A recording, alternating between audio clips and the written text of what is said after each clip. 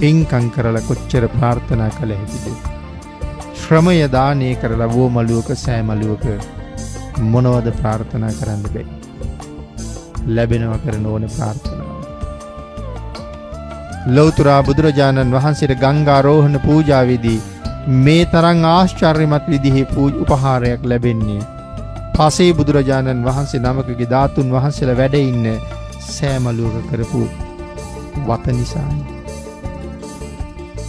නමුත් ඔබට අද වත කරන්න තියෙන්නේ පසේ බුදුරජාණන් වහන්සේගේ ධාතුන් වහන්සේලා වැඩ ඉන්න සෑමලුවක නෙමෙයි.